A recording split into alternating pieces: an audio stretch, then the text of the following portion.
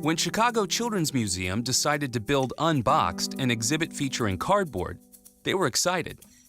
And then they were nervous. Would parents pay $12 so their kids could play with something they could dig out of a recycling bin? The museum wasn't convinced, so they gave us their tiny marketing budget and asked us for help. To prove a cardboard exhibit is worthy of a parent's hard-earned money, we needed to show them just how exciting it can be. So we built a toy store.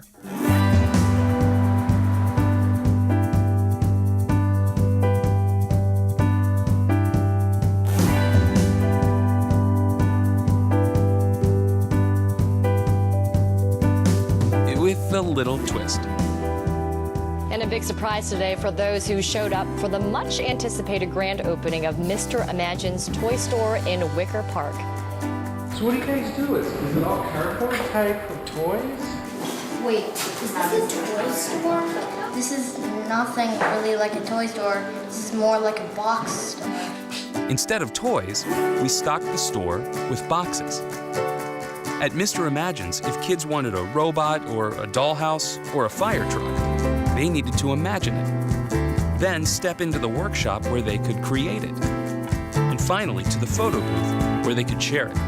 Of course, the toy store with no toys had a few haters. Take this down, this is shit. But for every one of them, there were hundreds of believers vying for Toy Maker of the Year. It actually turned out to be really fun. 557 right now, an exhibit at the Chicago Children's Museum is trying to get kids to be more creative by having them think inside the box.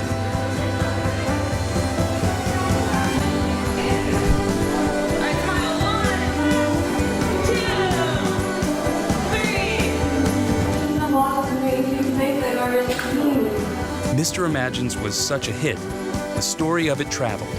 To small towns, to big cities, to the other side of the globe. In the end, Mr. Imagine's toy store led to a 13% increase in Chicago Children's Museum general attendance and a 50% increase in attendance among members, making Unboxed Adventures in Cardboard one of the most successful exhibit launches in Chicago Children's Museum history.